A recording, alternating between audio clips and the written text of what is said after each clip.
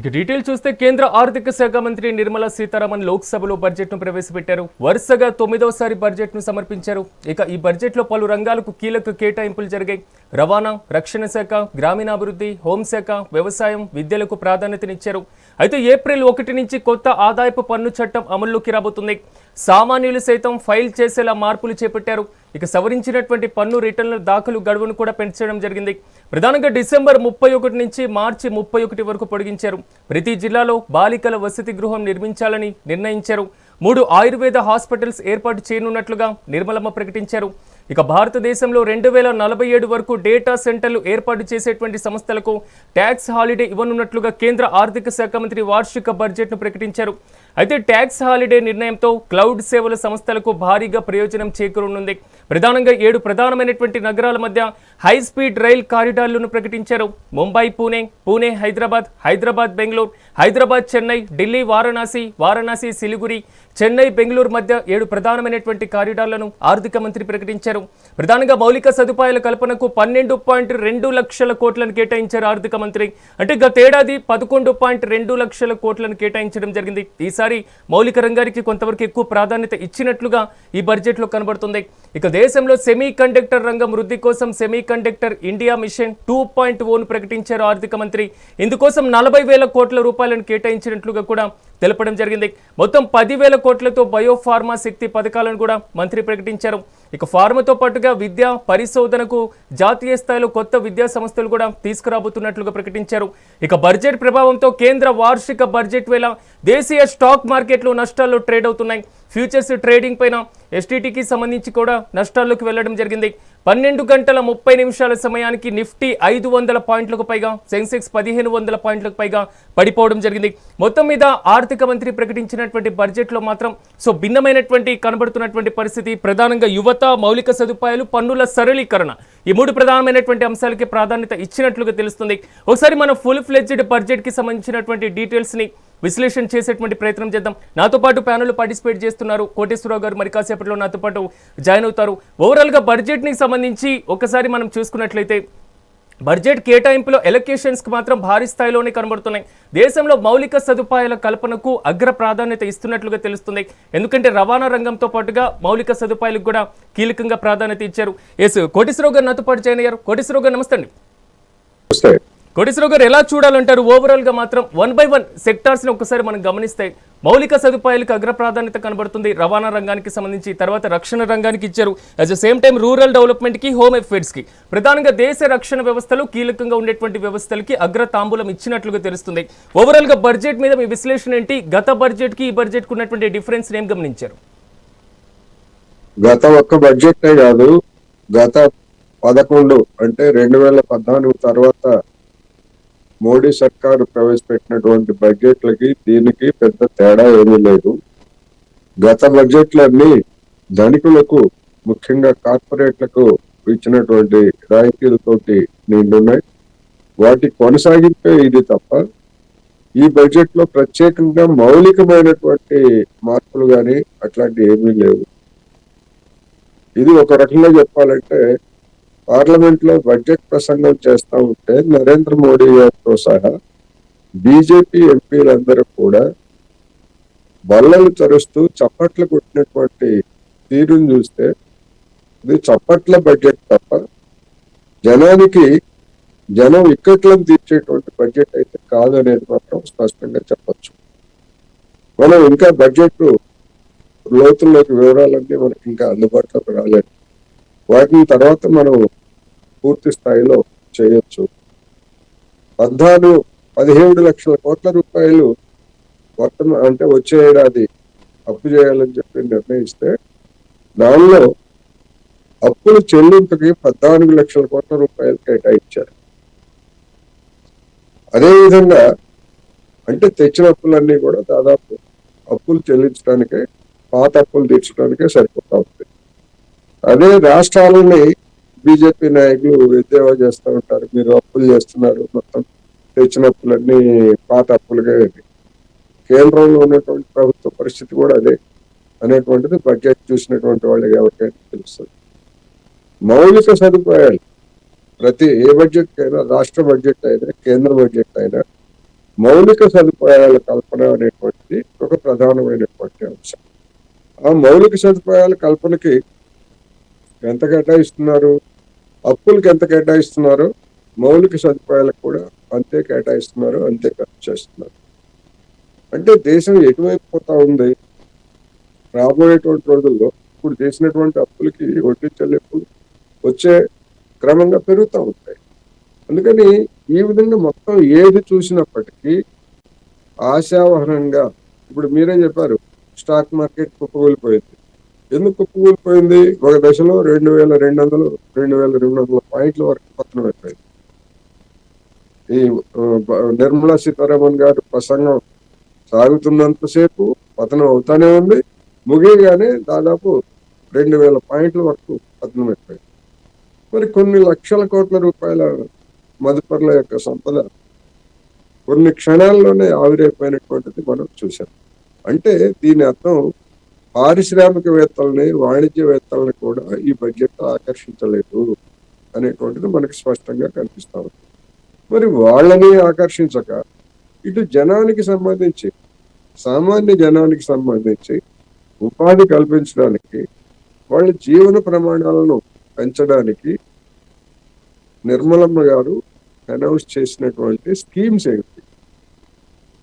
Bio science అంటారు, ఇంకో medical అంటారు, మెడికల్ హబ్స్ అంటారు, ఆ హబ్స్ అంటారు, ఈ హబ్స్ అంటారు, రైల్వే క్యారిడార్లు అంటారు, హై స్పీడ్ రైల్వే క్యారిడార్ల గురించి చెప్తున్నారు. హై స్పీడ్ రైల్వే క్యారిడార్ల గురించి ఓకే, ముంబై అహ్మదాబాద్ మధ్య హై స్పీడ్ రైల్వే క్యారిడార్ అది ఎప్పుడు పురుడు పోసుకుంది? 2009లో పురుడు పోసుకుంది. ఇది 2026 మనం. ఆ రైలు ఎప్పుడు ప్రయాణిస్తుందో ఇంకా మనకి స్పష్టత రాలేదు. అందువల్ల ఇప్పుడు ప్రకటించినటువంటి ఈ ప్రకటనలన్నీ కూడా కంటి తుడుపు.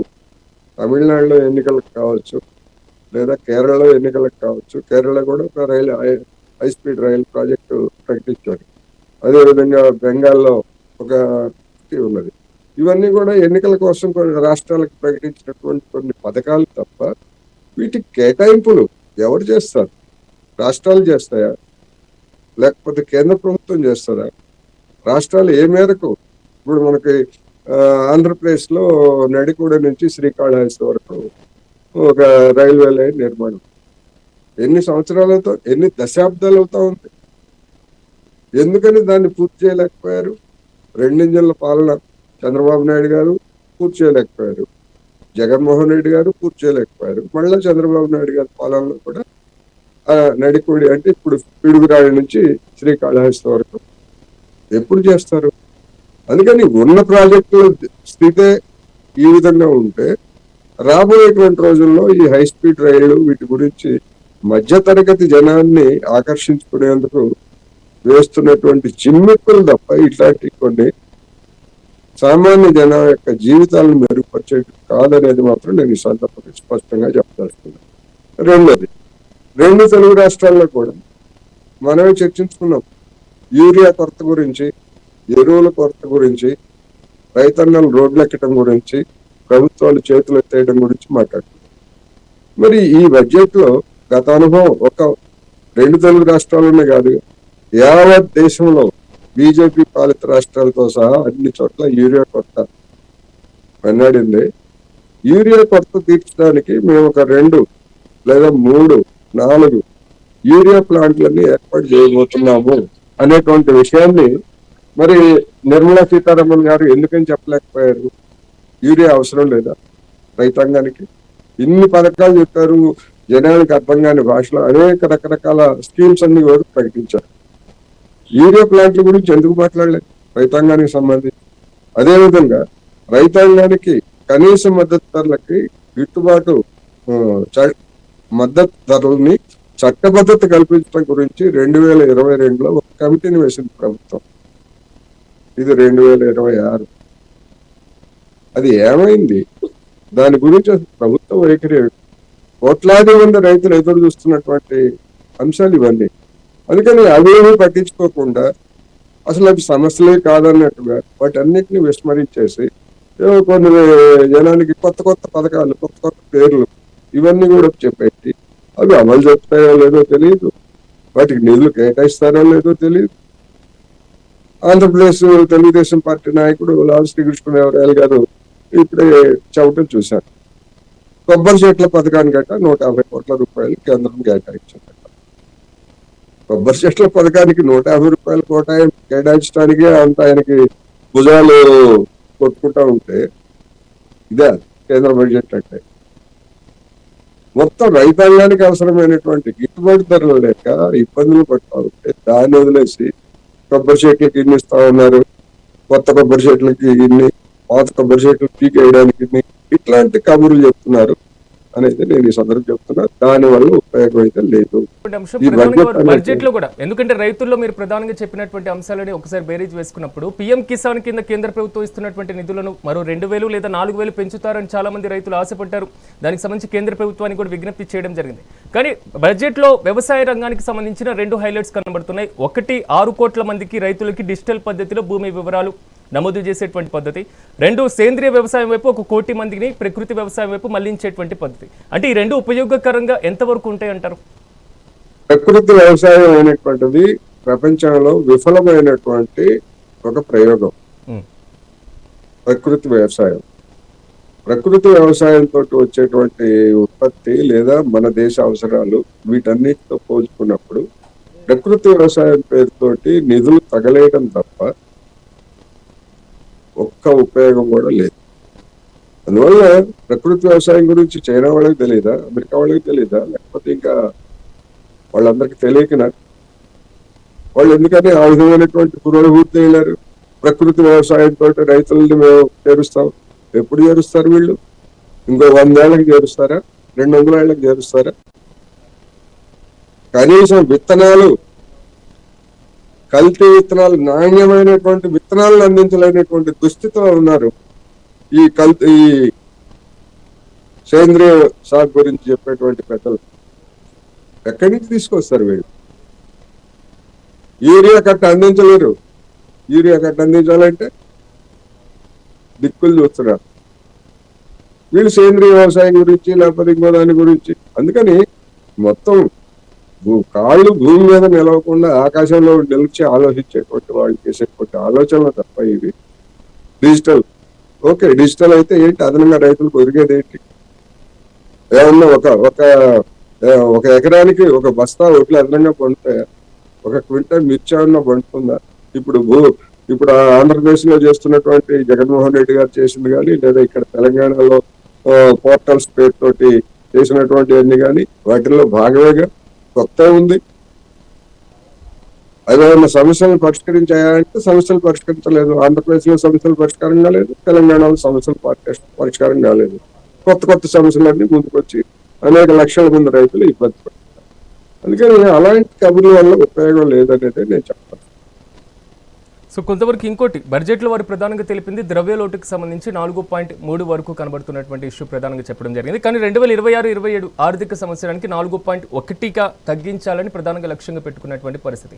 కానీ ద్రవ్యోల్బణం ఎక్కడా లేదు అనేటువంటి అంశాలు ప్రధానంగా చెప్తున్నారు. సో దేశంలో ఉన్నటువంటి సిచ్యువేషన్కి బడ్జెట్లో వేసుకున్నటువంటి ఎస్టిమేషన్స్కి ఎంతవరకు పొందుతుందంటారు? ద్రవ్యోల్బణం తగ్గిపోయింది లేకపోతే లేదు అంటే అర్థం ఏమిటి?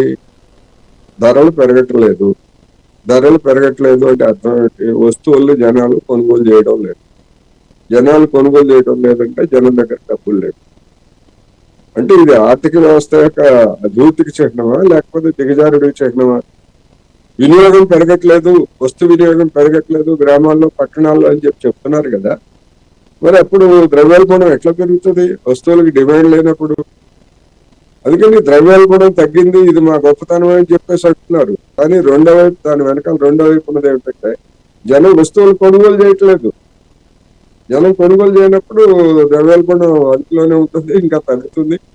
అలా అనుకున్నట్లయితే మరి తెలంగాణలో మైనస్ పడిపోయింది. అందుకని ద్రవ్యోల్బణం అనేటువంటిది అది దాన్ని చెప్పుకోవడానికి తప్ప మరొకటి కాదు. రెండోది ద్రవ్యలోటు తగ్గించడానికి ఏమిటి కారణం? తగ్గడానికి కారణం ఏమిటి? ఇందాక మనం చెప్పుకున్నటువంటి యూరియా దిగుమతుల్ని కేంద్ర ప్రభుత్వం నిలిపేసింది. ఎందుకని నిలిపేసింది? అంతర్జాతీయ మార్కెట్ లో యూరియా ధరలు గత ఏడాది మనం ఇంతకుముందు కూడా మనం ప్రోగ్రామ్ కూడా చేశాం ఖరీఫ్ రబీ సీజన్ సందర్భంగా. అప్పుడు విపరీతంగా పెరిగిపోయినాయి కనుక ఆ భారం అంతా కేంద్రం మీద పడుతుంది. రైతులు వేసుకుంటే వేసుకున్నారు, లేకపోతే లేదు, వాళ్ళ సాగు వాళ్ళు చేస్తారులేమని చెప్పేసి దిగుమతి చేసుకోలేదు. అందుకని దానికి ధరలు, దానికి అయ్యేటువంటి ఖర్చు తగ్గిపోయింది. అందుకని ద్రవ్యలోటు తగ్గింది. ద్రవ్యలోటు తగ్గడానికి కారణం అదే. కొన్ని సంక్షేమ పథకాలకి నిధుల కోత. ఉదాహరణకు మహాత్మా గాంధీ జాతీయ ఉపాధి హామీ పథకం, దానికి నిధులు కోత పెట్టారు. దానివల్ల కొంత ద్రవ్యలోటు తగ్గుతుంది. ఇట్లా అనేకమైనటువంటి ద్రవ్యలోటు తగ్గడానికి కారణం నిధులు వివిధ పథకాలకి, సంక్షేమ పథకాలకు కావచ్చు, వివిధ పథకాలకు కావచ్చు కోత పెట్టడం. ఆ కోత పెట్టినందువల్ల ద్రవ్యలోటు తగ్గినట్టు కనిపిస్తుంది మనకి. అందుకని ఇప్పుడు ఈ బడ్జెట్ లో కూడా, కేంద్ర ప్రభుత్వ బడ్జెట్ లో కూడా మనం బడ్జెట్ వివరాలన్నీ చూస్తే గతంలో ఏ శాఖకి ఎంత కేటాయించారు, దాన్ని ఇప్పుడు ఎంతగా రివైజ్ చేశారు, మళ్ళీ ఇప్పుడు ఎంత చూపించారు అనేటువంటి చూస్తే అసలు కథలన్నీ కూడా మనకు బయటకు వస్తాయి. ద్రవ్యలోటు తగ్గడం, లేకపోతే ద్రవ్యోల్బణం తగ్గడం అనేటువంటివి అవి ఆర్థిక వ్యవస్థ యొక్క సూచన తెలియజేయవు. ద్రవ్యలోటు అనేటువంటి కోతలను తెలియజేస్తుంది. ద్రవ్యోల్బణం తగ్గడం అనేటువంటిది జనం కొనుగోలు శక్తి తగ్గిపోయింది అనేటువంటి ఒక ప్రమాదకరమైనటువంటి పరిస్థితిని స్పష్టం చేస్తాం. సో కొంతవరకు కోటేశ్వరరావు గారు, సెమీ కండక్టర్స్కి సంబంధించినటువంటి అంశాన్ని 2.0 ఒక మిషన్గా ప్రకటించబోతున్నాం. దీనికి పూర్తి స్థాయిలో, ఎందుకంటే భారతదేశంలో made in India, make in India, so ఈ నినాదం ఎప్పటి నుంచో ఎన్డీఏ గవర్నమెంట్ తీసుకుంది కాబట్టి చైనా మీద ఆధారపడడాన్ని తగ్గించాలి, సో అమెరికా మీద ఆధారపడడాన్ని తగ్గించాలి, భారతదేశం స్వయం సమృద్ధిగా ఉత్పత్తి చేసుకోవాలి. కాబట్టి దీనికోసం 40,000 కోట్లను మేము ప్రత్యేకంగా వేయించబోతున్నాం అని ఒక కొత్త ప్రాజెక్ట్ను ముందుకు తీసుకురావడం జరిగింది. కానీ సెమీ కండక్టర్స్ భారతదేశంలో తయారు చేయడానికి ఉన్నటువంటి అవకాశాలు ఏంటి, ఇక్కడ కల్పిస్తున్నటువంటి R&Dల యొక్క ప్రభావం ఏంటి? ఇప్పుడు కేటాయింపుల్ని మనం తప్పుపట్టక్కర్లేదు, ఆహ్వానించాల్సిందే. కానీ దాన్ని వినియోగించుకొని ఇక్కడ తయారు చేసేటువంటి పరిస్థితులు ఉన్నాయా అనేటువంటిది అసలు సమస్య. 2-3 సంవత్సరాలుగా మన దేశంలోనే ఎలక్ట్రానిక్ వెహికల్స్ కి అవసరమైనటువంటి బ్యాటరీలన్నింటినీ కూడా మనమే తయారు చేయబోతున్నాం. చైనా మీద లేకపోతే మరొక దేశం మీద ఇంకా ఆధారపడేటువంటి పరిస్థితి లేదు అని చెప్పేసి పెద్ద ఎత్తున హడావుడి చేశారు. కానీ ఏమైంది పరిస్థితి? దానికి అవసరమైనటువంటి రేర్ ఎర్త్స్ అంటున్నారు కదా, విలువైనటువంటి ఖనిజాలు మన దేశంలో ఉన్నాయా? ప్రపంచంలో మనం ఎక్కడన్నా దిగుమతి చేసుకోవడానికి ప్రపంచంలో ఎక్కడన్నా ఉన్నాయా? ఎక్కడ లేవు. చైనా గుత్తాధిపత్యంతో ఉన్నది. ప్రపంచం మొత్తం మీద 90% వరకు ప్రాసెస్ చేయడంలో కానీ, లేకపోతే ఖనిజాలలో కానీ 90% వరకు చైనా అదుపులో ఉంది. మరి అవేమి చూడకుండానే, ఆ వాస్తవాలు ఏమి తెలియకుండానే మేము అది చేస్తాం, ఇది చేస్తామని చెప్పేసి తుపాకీ రాములాగా కబుర్లు చెప్పి చివరికి మళ్ళీ ఆ చైనా నుంచి దిగుమతి చేసుకుంటే తప్ప ఇక్కడ ఉన్నటువంటి ఎలక్ట్రానిక్ ఇండస్ట్రీ బతికి బట్టట్లేదని చెప్పేసి ఇక్కడికి వచ్చిన తర్వాత ఈ ఇండస్ట్రీ పెద్దలు నరేంద్ర మోడీ సర్కారు మీద ఒత్తిడి తెచ్చిన తర్వాత గాల్వన్లో నాటి ఉదంతాలు నాటి విభేదాలన్నిటినీ పక్కన పెట్టేసి గత ఏడాది కాలంగా మళ్ళీ సాధారణ సంబంధాలు పెట్టుకుంటారు. మరి ఈ వాస్తవం అందరికీ, జనానికి ఎంతమందికి అర్థమవుతుంది? అందుకని ఇవాళ మనం ఉన్నటువంటి పరిస్థితుల్లో ఉత్పాదకతో సంబంధం ఉన్నటువంటి PLI, production linked incentive scheme అని చెప్పేసి పెట్టారు. మరి ఎందుకని మరి 12 ఏళ్ల నుంచి made in India, make in India అదేమి సక్సెస్ కాలేదుగా. ఎవరైనా చెప్తున్నారు దాని స్టేటస్ ఏమిటో, ఆ పథకం యొక్క స్టేటస్ ఏమిటో, దానివల్ల మనం అదనంగా సాధించేది ఏమిటి, మనం ఎగుమతులు చేస్తుంది ఏమిటి? ఇప్పుడు సెమీ కండక్టర్స్ అని చెప్పేసి మళ్ళా కొత్త పదవి. ఎందుకు ఈ సెమీ కండక్టర్స్ అనేటువంటివి ఇవాళ మన జీవితంలో విడదీయరాని బంధంగా ముడివేసుకుపోయినాయి. సెల్ ఫోన్ దగ్గర నుంచి అన్ని రంగాల్లో కూడా అవి ఒక ముఖ్యమైనటువంటి. అవి లేకపోయేట్లయితే ఇవాళ ఏ పరిశ్రమ కానీ ఏది కూడా ముందుకెళ్ళేటటువంటి పరిస్థితి.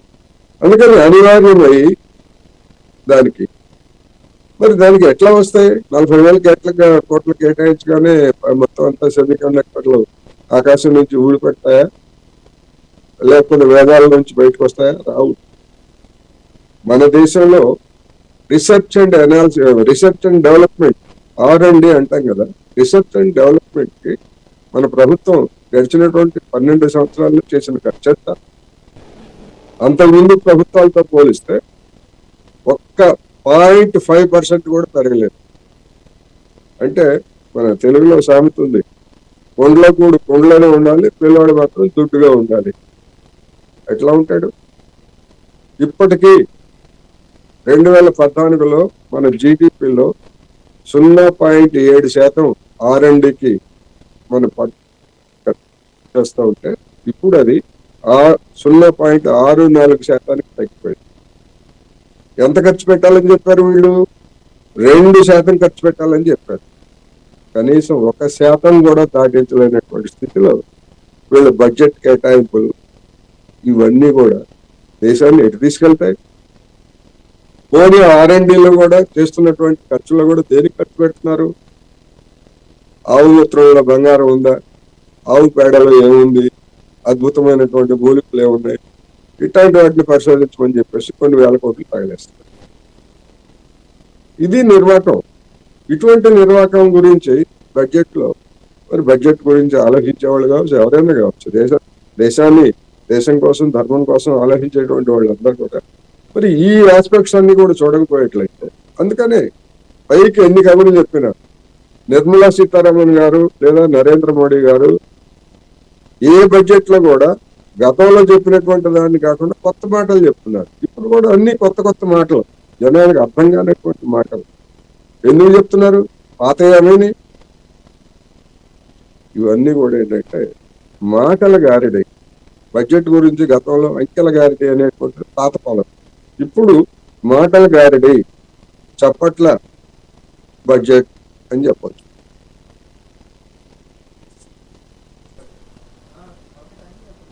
కోటేశ్వర గారు, చూద్దాం మొత్తం మీద ఈ బడ్జెట్ ఎలాంటి ప్రభావం పడుతుందో. సో రాబోయేటువంటి ఈ సంవత్సర కాలంలో బడ్జెట్ కేటాయింపులు ఎంతవరకు వాస్తవంగా కార్యరూపం దాలుస్తాయి. మాతో పాటు పార్టిసిపేట్ చేసినందుకు మీకు కూడా ప్రత్యేకమైనటువంటి కృతజ్ఞతలు. మొత్తం మీద కేంద్ర ఆర్థిక మంత్రి నిర్మలా సీతారామన్ లోక్సభలో బడ్జెట్ను ప్రవేశపెట్టారు. వరుసగా 9వసారి బడ్జెట్ను సమర్పించారు నిర్మలా సీతారామన్. ఇక ఈ బడ్జెట్లో పలు రంగాలకు కీలకమైనటువంటి కేటాయింపులు జరిగాయి. రవాణా, రక్షణతో పాటుగా గ్రామీణాభివృద్ధి, హోంశాఖ, వ్యవసాయం, విద్యలకు ప్రాధాన్యతనిచ్చారు. అయితే ఏప్రిల్ 1 నుంచి కొత్త ఆదాయపు పన్ను చట్టం అమల్లోకి రాబోతుంది. ఇక సామాన్యులు సైతం ఫైల్ చేసేలా మార్పులు చేపట్టారు. సవరించినటువంటి పన్ను రిటర్నులు దాఖలు చేయడానికి కూడా గడువును పెంచారు. ఇక డిసెంబర్ 31 నుంచి మార్చి 31 వరకు కూడా దీన్ని పొడిగించడం జరిగింది.